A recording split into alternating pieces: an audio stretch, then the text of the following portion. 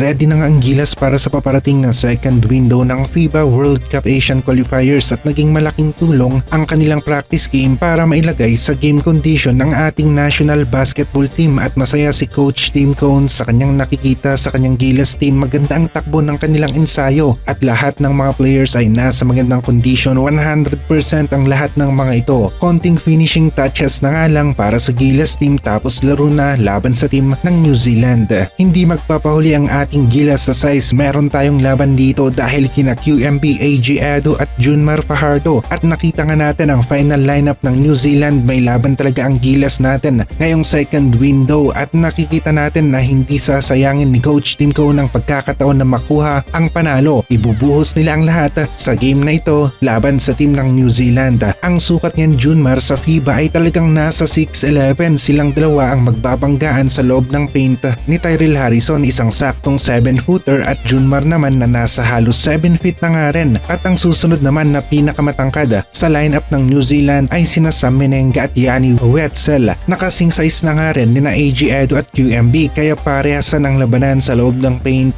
Combo bigs laban sa combo bigs ng magkabilang team. Hindi naman magpapahuli ang size natin sa wing position. Madalas ay si JB ang ating ginagamit at meron pa tayong Kikyu at Tamayo na pwede nga rin sa 3. Sa mga guards natin may size tayo dito at athletic pa nga sila. Dwight Ramos, Seiji Perez, Chris Newsome, Scotty at iba pa. Pwede rin sa 2 si Oftana, merong size, shooting at may depensa rin ang player na ito. Halos lahat naman ng mga players ng Gilas ay kayang-kaya nga na makapagbigay ng magandang ambag at magkakaalaman na lamang sa araw ng laro. 2 beses na makakalaban ng Gilas ang mga teams ng New Zealand at Australia at ito ay ngayong second window at third window ng FIBA World Cup Asian Qualifiers bago ang next round. May chance ang Gilas na mailagay ang kanilang sarili sa top 2 spot. Ito ay kung magawa ng Gilas na manalo laban sa team ng New Zealand kahit na isang beses lamang, pero kung gusto natin na makasigurado, bakit hindi natin gawing 2 beses ang panalo natin laban sa team ng New Zealand. Talunin natin sila ngayong second window at sa third window ng FIBA World Cup Asian Qualifiers. Kung magawa ito ng Gilas, magiging magaan ang daan patungo sa FIBA World Cup, pero yun nga ang katotohanan, mahirap itong gawin pero susubukan talaga ng Gilas natin.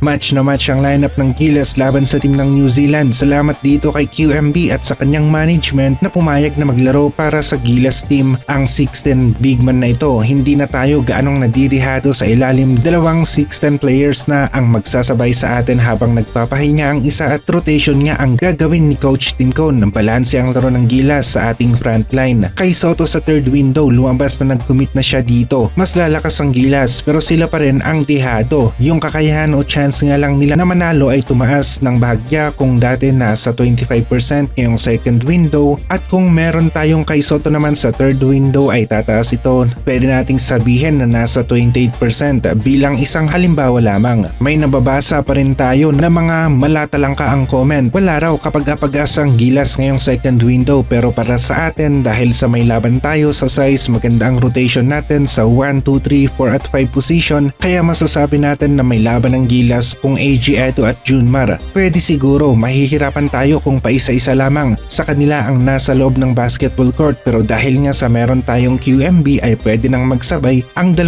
6'10" para sa Gilas team. Pangtapat naman sa combo bigs rotation ng Tall Blacks. Ngayong taon nga rin gagawa ng hakbang si Ange Kouame para maging local player siya ng ating national basketball team. Kinukumpleto pa lamang niya ang 10 years residency niya dito sa Pilipinas at malapit na niyang makumpleto ito sa mga huling buwan ng 2026. Lalaki at lalawak pa ngayon ang lineup ng Gilas pagdating sa mga bigs at maganda kung magagamit natin ito sa FIBA World Cup kaya kailangan na lumusot talaga tayo ngayong qualifiers. Bigs kontra sa mga bigs, ito ang labanan sa ilalim at AG Edo, Junmar at QMB laban kina Tyrell Harrison, Sam Menenga at Yanni Wetzel. Halos parehasan ang size ng 6 na mga players na ito, magkakatalo na lamang sa diskarte at yung team na talagang gustong manalo. Equally match ang size ng Gilas at New Zealand. Hindi na tayo dehado kaya nga may laban talaga ang ating national basketball team ngayong second window laban sa team ng New Zealand at may pressure nga rin para sa team ng New Zealand. Home court natin at noong huling laro nila sa ating home court ay natalo sila. Nakatatak pa rin ito sa kanilang isipan na magbibigay ng konting pressure sa kanilang team.